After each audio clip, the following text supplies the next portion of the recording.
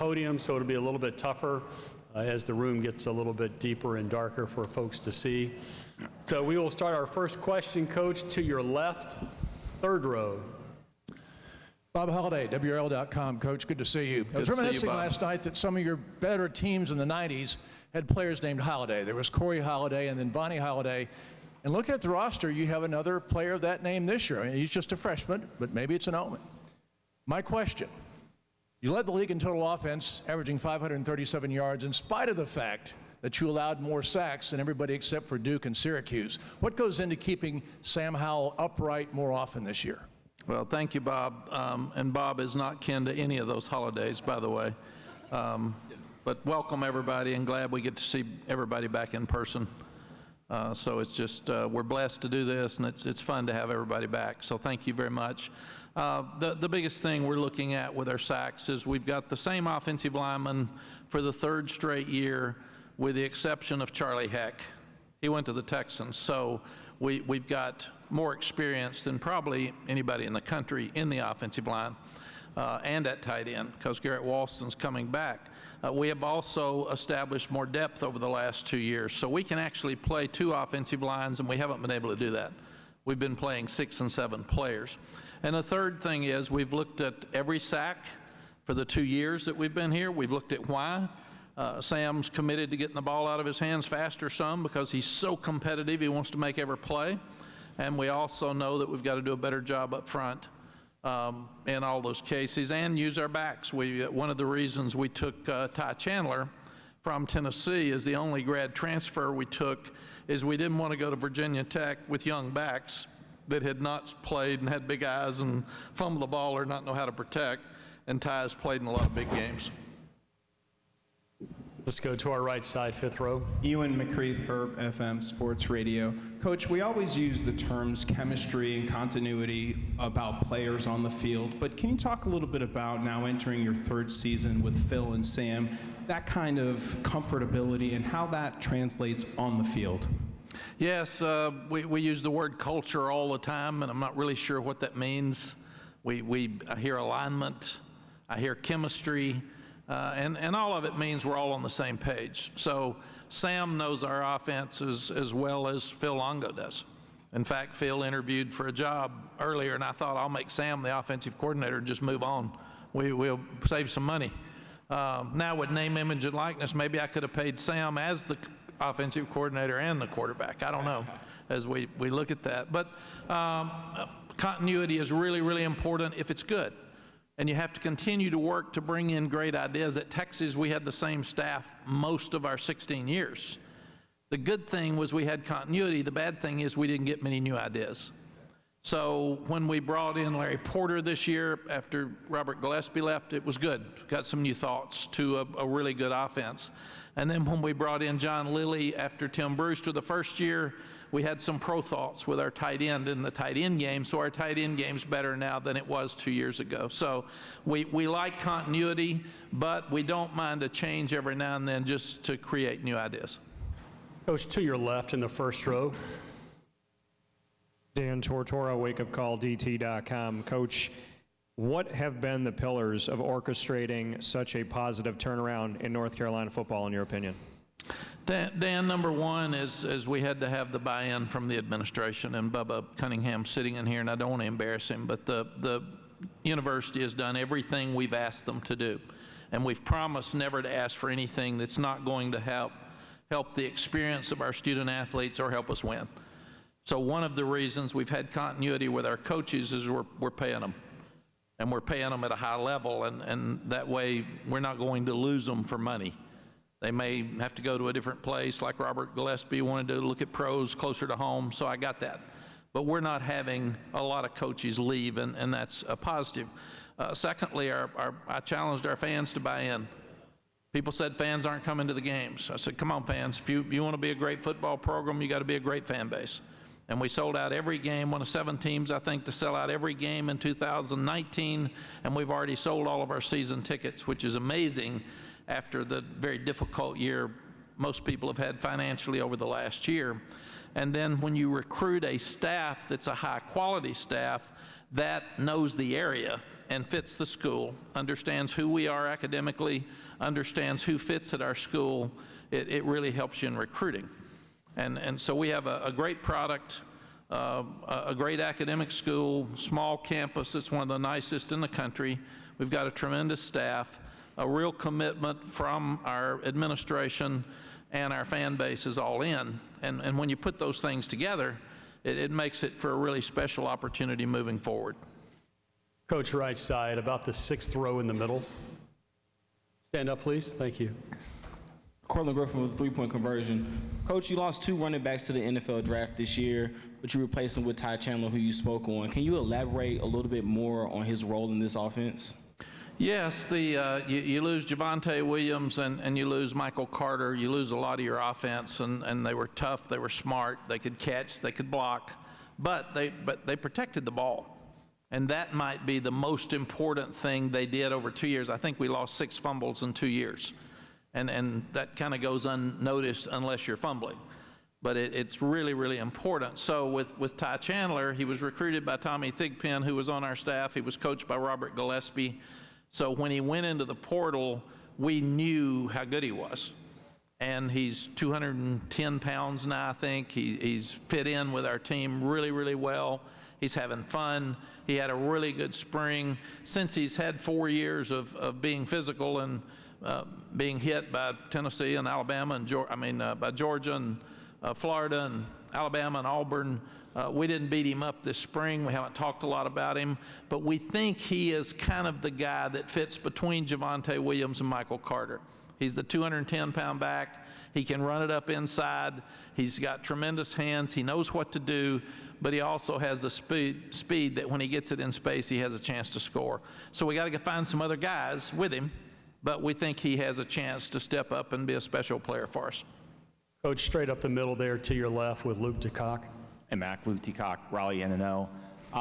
You mentioned wanting Ty for that opening game at Virginia Tech. What's sort of your, I don't know if level of concern is the right phrase, but there's a challenge there in starting the season on a Friday night in Blacksburg. How do you want to handle that and prepare your team for that? Luke, after 32 years as a head coach, I've looked at it both ways. Would you like to have an easier team and it's kind of a scrimmage and you get to work through things and you don't have to show anything? Yes. But do your players get more excited in the summer off-season program if they're opening up against a coastal rival that's really good, and we went to 6 overtimes and got beat the last time we were there? So I really think it's great for us. We've gotten a tremendous amount of publicity. We've been kind of a media darling. So let's keep our mouth shut now and go see if we're any good. But we got to play, because Virginia Tech's it's an unbelievable place to play. It's a fun place to play. They've got a really good football team. So it'll be a great challenge. So it'll be a fun way for us to start the season. Coach, hard right here about the 5th row standing. You cited Ricky Williams as an example that teams win a Heisman, not school promotions. On the other side of that, could you talk about as your player becomes a leading candidate and the pressure mounts later in the season, how you handle that? When we went to Texas, the previous team was 4-7. And Ricky said, the Heisman's not important. Well, Heisman Ricky Williams was his email. So it was kind of important, I think. I kind of noticed that as he told me it wasn't important. So what we found is that Ricky was the best player on our team. So he was really our best defensive player, because we weren't any good on defense, but as long as he stayed on the field and ran the ball, we didn't have to go out there on defense, so it helped us. So we really got into discussions like we were killing Rice, and Ken Hatfield's a friend, and Ricky had just gained 43 yards against Kansas State the week before. I left him in. He gained 255 yards, I think, and Ken was great after the game. He said, I got it. You got to keep him in. But there's that fine line with Colt McCoy and Vince Young. When you're winning a game, how long do you keep them in for stats for the Heisman, and when do you pull them out for safety and trying to get a backup quarterback ready to play? So it's a delicate path that you have to follow to try to figure out how to make all that work. And Sam's so good. He's about winning. He knows that we've got to have another quarterback ready to go in the future. So we'll navigate those times with him. But we've said whether it's name, image, and likeness, or whether it's the awards that you're going to get, it's about your ball. It's not about your brand. And if we play well, if Sam's going to play great, if we play well enough as a team around him and we have a chance to win a lot of games, he'll be right in the mix with that Heisman thing, regardless of what we say or what we do. If we don't play well as a team, it'll drift away. Folks, we could do this for about an hour and a half with this momentum. Only a few more questions. In the very back, last row, she's about to stand. Alyssa Wright, WNCN. With you guys launching the group licensing for name, image, and likeness, how proactive has the university been? It seems like they've kind of been on the frontier of this name, image, and likeness and really embraced it. How nice has that been for you to have that backing in the athletic department? Alyssa, it's great for us. Bubba and his team have been working on this for 2 years. We had a discussion with our team this spring before COVID hit, so last spring, about what this meant and where it was going. And in fact, Bubba asked if there are any questions at the end of the discussion, and Sam Howell stood up and said, I don't want this to be about the quarterback. I don't want it to be disruptive in the locker room. And that's one of the reasons Bubba and his team are working so hard on group licensing. And they're one of the first to do it. And that means that the backup right guard is going to have a chance to be involved with opportunities that he wouldn't be if it's 3 players on your team that are. So I was not in favor of taking away amateurism and moving forward with name, image, and likeness. And then Sally told me something that really makes sense, that the regular student gets to use, if it's a musician, he gets to use his talent to make money. So why shouldn't a student athlete get to do the same thing? So I got it. And now we've got to all figure out those guidelines and what it means. And group licensing helps your whole team. And Sam will be okay. Some of the other players will be okay with their opportunities.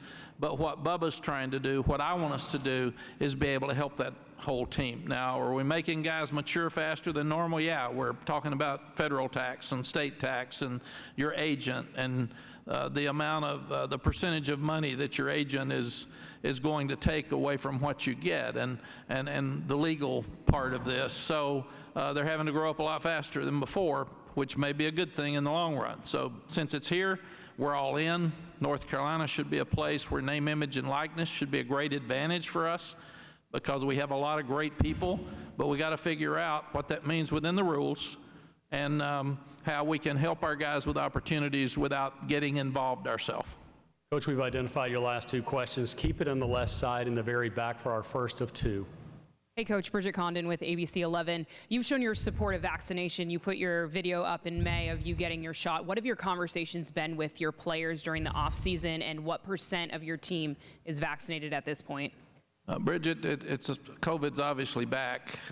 I mean, I watch very closely every day. We've got some concerns at the Olympics. We've got a pro baseball game that was postponed the other night. We've got a basketball coach in the playoffs that didn't get to participate. We've got a golfer that was taken out of a championship on Sunday. So it's here, it's real. So I was hoping, like all of us, it would be gone away, and probably people have gotten a little more careless. So we're meeting tomorrow for an hour. We've been working for the last 10 days on a plan to go back and make sure that we're as COVID safe with our team as we can. We're not at 85% for herd immunity with our entire team yet. We're getting really close. We have encouraged everybody to get it. Some, as we know, across our country and our world, do not want to get it. We understand that. That's fair. Our job is to educate. Their job is to make personal decisions. That's the way we do for the NFL. That's the way we do with everyone in our program. But we have a great plan in place with what we've got to make sure that we get the numbers right in each meeting room for 85% herd immunity, in our training table, in our locker room, and that's what we're going to do. 85% herd immunity, we've been told, means you can go back to a normal process. Maybe the unvaccinated people have to wear a mask still, and the vaccinated ones can wear a mask if they want that as an option. And that's in our football building and in our football program. But we feel like right now we have a great plan in place that we can get back to as near normal as possible. Coach, your last question to the right, about 4th row. Coach, hi, I'm Mike Settle, Double Fries, No Slaw. You went down to Tallahassee last year and lost a game a lot of people, including yourself, I'm sure, didn't expect to. Given your ties to Florida State and your quarterback's ties to Florida State during the recruiting process, is that a game you guys potentially have circled as something special, or is every game kind of even keel as you go into the season? Mike, what the first question I got today was, you guys are getting so much hype and everybody expects you to win every game, so how can you talk about one in the middle when you've got to go to Virginia Tech in the opener? So we basically have a 3-game season, and that's what I've told the players. I'll start talking to you more national after 3 games if you haven't lost a game. But let's quit talking. We've gotten hype, we've been hugged, we've had sugar thrown all over us, and we're all enjoying it. We like it. So let's clean it off, and let's get back to facts, because we were 5th in the country when we went to Florida State, and about 25th when we were leaving. And that took about 3 hours to drop that far. So, and there were 2 conferences that weren't playing when we were 5th in the country. So I was trying to explain to them, you're not the 5th best team in the country, without telling them you're not the 5th best team in the country. But we got to play. And nobody's good enough anymore to go out there and stand around. So we've got some great older players that are leaders. 3 of them are here today. And then we've got a bunch of young guys. And the young guys have to grow up. And we've been circled by everybody in this league. In fact, I can tell even in recruiting, people are being really critical, and they're cutting us in recruiting now. I'm so proud of that. That didn't happen the first year. Nobody cared. So now that we're getting a little better, I'm so excited that people are critical of us. So that's a good thing. But yes, we'd like to beat Florida State, but that's way down that list of issues before we get to it. Coach, thank you. We'll switch places with Taman. Taman, you are up at the podium. Thank you very much. Folks, even though you may have self-identified with Coach, let's make sure we do the same thing with our student athletes. And because there is so much interest in the room, if I was unable to get to you for Coach, we will give you preference to get first up with our players. So whoever has not asked a question, if you're ready for one of our players, you can raise your hand now. And otherwise, we will start to our left, 3rd row, Taman.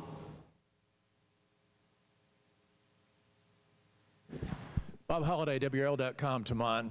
You are currently tied with Lawrence Taylor for sacks. Your next sack will push you ahead of LT. Tell us about your style, and are you old enough to have seen LT at least, in NFL films? Yes, I think it's an honor to even have my name brought up in the conversation with someone like LT. He is someone I looked up to once I started playing on the defense side of the ball. When I first started playing football, people like him, Julius Peppers, they're just people I idolize, and then just to have my name up there with theirs is just something just to be greatly looked at for me. And then once I eventually pass them this upcoming season, hopefully the first game, it's just something to be in the memory books, Keep it right here on the first row to your left. Taman, Dan Tortora, wakeupcalldt.com. Looking at the team this season as you step in, as you heard coaches talk about, you had sugar thrown all over you, you guys wiped it off. You've had the hype, and you've also had the criticism. How do you handle both? We just try not to listen to it. We're all about our work over here at Carolina, so we let people talk, we'll take it in, we'll hear them out, but once it's time to get on that field, we just put all that to the side. We just focus on whoever's in front of us. Come on, we'll go right side, about 5th row. Taman, Ewan McCreath, Herb FM Sports Radio. You've played 47 games in your outstanding career. What has your experience taught you about the linebacker position? Yeah, playing that many snaps as an outside linebacker, I learned that you just have to be a versatile player. You have to be able to play the run and also affect the pass game too. And just the defense we have that Coach Bateman has brought in, that allows us to do all those kind of things. He gets us an opportunity where we can make sacks, and he also has us out there so we can help out in the coverages also. About the same position, Taman. We're going to get the microphone on the right side there. Portland Griffin with 3-point conversion. Taman, you guys are playing in a conference with a lot of offensive firepower. What is the importance of you guys on the defensive side to make this team more successful in the future? Yeah, like you said, the ACC has a lot of offensive firepower, so we know as a defense we have to bring it every single week. There's no week where we could take any team lightly because of the weapons that each team has. But overall, as a defense, we know we just have to be consistent every single game, every single week, just to every single play, and then we'll be able to come on the better side of things. Taman, from the podium here, what's it been like playing with this kid by the name of Tamari Fox on the team? Yeah, Tamar, my little brother, man. Ever since he stepped in on the field, it just made me want to elevate my game. Ever since he was smaller and we was both like high school to middle school, he always wanted to compete with me in every single aspect that we do. So just having him there just makes me want to go harder, make me want to push him. And then he also makes me a better brother in the field and a better leader because I have someone that I'm used to being with. I have someone that I'm used to living with every single day. So I know how to talk to him. I know what to do with him, and it also translates to all the other players on the field. Well done, Taman. Thank you very much. How about we switch places with Jeremiah? We'll bring him up underneath the hot lights. Thank you. To stay on pace for the other events that North Carolina has, we've got about 9.5 minutes with our 2 student athletes remaining. Questions for Jeremiah? We will start left side. We'll go back to Mr. Bob Holliday, WRAL.com. Jeremiah, your defense obviously got better as the year went along, especially in the bowl game. But still, when you finished, you were dead last in the red zone. You gave up 29 touchdowns in 46 tries. You're the leader of the defense. What do you have to do to force more field goals or maybe get turnovers in the red zone this year? I think it's having fresher bodies on the defensive line. I mean, the guys can play up front. They can play 70, 80 snaps, but you don't want to Ray Valhasic or Miles Murphy playing 70, 80 snaps a game. And coming from last season to this season, I think that's where we made a huge jump, not just on the D-line, but everywhere on the defense. We're going to be able to roll guys with a second team every other series if we really need to, and I think that's going to help in the red zone and early on the drive. Jeremiah, from the podium here, you were named team captain last year. That seems like both a great honor and a great responsibility. Oh, absolutely. Coming from the coaches and coming from the players, I worked my butt off, and to see them look at me and look at me as a captain, I mean, I take full pride in that. We're going to get the microphone back here, the first row to your left. Back to Dan. Jeremiah, just, on the other side of things, looking at Sam in practice and what he's able to do, we know from the outside looking in what people say about his game and the expectations this year. What can you say about what you've seen and being as close as you are to him? Well, I can just say, Sam's a workaholic. I mean, he's getting everybody on the offensive side better, but also on the defensive side. Like, when we're doing POPs, I mean, you're not going to find many people who can dot or thread the needle and practice like Sam Howell. Like, some of the guys get frustrated, like when he gets a ball or hits a good ball on him, and I just pull like a young corner or nickel who's a year young onto the side. Like, not every ball is going to be placed perfectly like that. Like, the balls you're seeing from Sam Howell in practice, not every quarterback in the ACC can throw like that. So I think just him helping us in practice, I mean, on Saturdays, Friday night, whatever, like when you're going to get Sam Howell in practice, I mean, that's going to get you ready for games on Saturday. Jeremiah, to your right in the third row. Brett Friedlander, North State Journal. Jeremiah, considering that last year at this time, we weren't even sure if there was going to be a season, let alone how it was going to go. How much different is it preparing for this season compared to where you guys were at this time last year? Just having a lot more time with the team. I mean, obviously we didn't have spring ball last year, and we're actually going into a camp this summer. Like, we're actually going into a fall camp. We're staying in a hotel for 2 weeks, and we're going hard for 2 weeks. Last year we said we had camp, but we're just sitting around. We weren't just sitting around, but I'm saying we weren't in a camp. I feel like staying in a hotel brings the team closer together right before rolling into a season. I got able to learn a lot more about players, like watching them through spring. I didn't take as many snaps as I did in spring because they're trying to save my legs a little bit more, but I think I learned more about the defensive guys on the side because I can learn what a guy is doing while I'm in there with him, but it's totally different when you're standing back on the sidelines and you can watch all 11 guys playing. EJ Manuel, ACC Network. Jeremiah, obviously you're the quarterback on the defense. Talk about your defensive backs and who you've seen that stood out to you, whether it's Storm Duck, Tony Grimes, the guys that you're going to have in your secondary.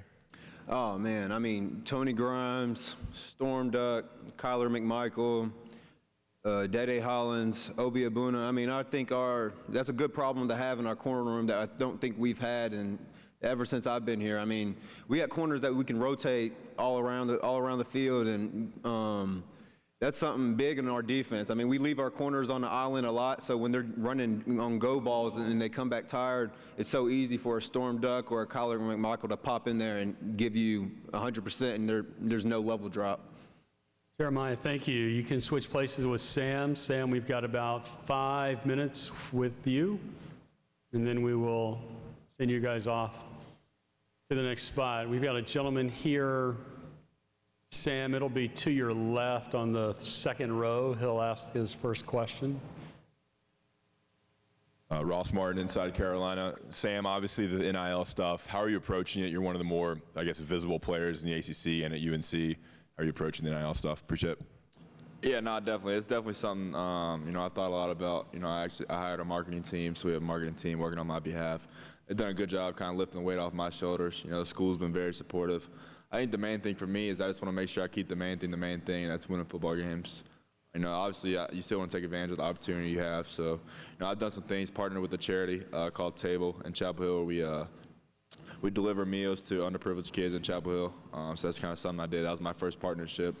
I'm just kind of looking for more opportunities, just kind of things where I can involve my teammates and kind of give them some opportunities as well. So, I think there's a good place for it. I just want to make sure as a team we keep the main thing, and that's winning football games. Sam, stay on the left side there in the third row. Bob Holliday, WRL.com. Sam, you had excellent chemistry with both Javonte and Michael throwing the football. It's almost like an extension of your running game, the short passes to the backs. You had 2 years to develop that. Now time's very compressed. Can you bring us up to date on the chemistry and with Ty and the other running backs, and are you going to be able to throw the ball as effectively to the backs this year as you were last year? Yeah, that's a really good question. Our backs were unbelievable out of the backfield last year. I think the backs we have in that room now, they study a lot of film. I watch a lot of film with those guys. So I think they have a really good understanding of what we're kind of looking for out of the backfield in the passing game. They've worked so hard at it all offseason. This is probably the best offseason I've been a part of since I've been here. The guys have worked so hard. Our strength staff does an unbelievable job. And that running back room, they're so hungry. They're hungry every single day. They're competing with each other. They all have a chip on their shoulder because everyone's still talking about Michael and Javonte. No one's talking about the guys we actually have in that running back room. So, they have a chip on their shoulder. They're excited to kind of go out there and show what they have this year. So I'm excited for them. Sam, we'll go all the way to the back in the left. She'll stand up so she can identify. Alyssa Ray, WNCN. You lost a lot of production on offense. What have you seen from those guys in practice, trying to fill those roles of the guys that went to the NFL? Yeah, they certainly know the situation and the role they have to fill. But like I said, all those guys, even in the running back room and the receiver room, they have a really big chip on their shoulder, and they're kind of tired of everyone talking about who we lost instead of talking about who we got coming in this year. So they've worked so hard. I've spent so much time for them. It's been a good challenge for me just to try to get those guys developed into the players we want to see this fall, and they've done a really good job of that. They've worked so hard. I'm just really excited for those guys to get out there this year and show everybody what they got, because they're really talented players, and no one's really giving them the credit they deserve. And they haven't done anything yet, but I know they will this fall, so I'm super excited for them. Sam, hard left at about the fifth row. Gentlemen, please stand. Thank you. Cameron Devereaux, Demon Deacon Digest, focusing on the wide receiver room, obviously losing Daz and Diami. Can you shed a little bit of light on the positives and maybe growing pains that you've seen in that room? And also just what are the expectations looking at that room going forward? Yeah, no, that's a good question. Diami and Daz are both amazing players for us, a lot of production.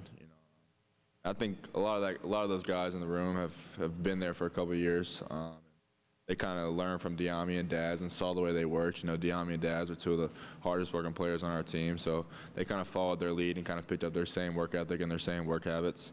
And I've spent so much time with those guys, and those guys, they look as good as ever. So I feel really good about that room. I think everyone saw what Josh Downs could do in the bowl game. I think he's going to be a really good player for us. We got Bo Krause coming back, who's been a really good player for us. We got another couple other guys, Antoine Green, Chaffrey Brown, Emery Simmons, a lot of guys that can play in that room. So, same thing like I just said. Those guys have a huge chip on their shoulder just because everyone's still talking about Diami and Daz. No one's talking about the guys in that room, and they're all super talented guys. So, they've worked so hard. Coach Galloway does a really good job with those guys in that room. So I'm excited to get out there with them this year. Sam, your last question will come from the right side, the very back. Just follow the aisle all the way up. Gentleman right here raising his hand. Hey Sam, Noah Monroe from the Daily Tar Heel. In high school, I went to Concord High School, and I remember watching you when you were on Sun Valley, and you had all this hype surrounding you as you were committed to Florida State, and now 3 years later, you have just even more hype surrounding you. You're on the Davey O'Brien and Maxwell watch list. You're in the Heisman conversation. Just how are you keeping your head level with all this hype? Yeah, no, that's a really good question. I'm definitely just blessed by God in the position that I'm in. It's something I dreamed of when I was a kid to kind of be in this position. So it's not something I take for granted. There's been so many people that's kind of helped me get to where I am today. So that's kind of relying on my faith and relying on my people, just trying to stay true to who I am. And no matter where I go in life, just try to be the same person, try to be who I am on a daily basis. I don't get too caught up in what other people are saying. I'm just worried about what I think of myself and what the people close to me say. So that's kind of the mindset of our team as well. We've had a lot of hype as a team, and the main thing we try to tell our guys is even if people say we're going to win 10, 12 games, it's not just going to happen. We still got to put the work in every single day, prepare every week like it's the biggest game of our life. So that's just kind of our mindset personally and as a team. Sam, thank you. North Carolina, good luck this year. Thank you. Folks, Pitt is due in the room here at 1 o'clock.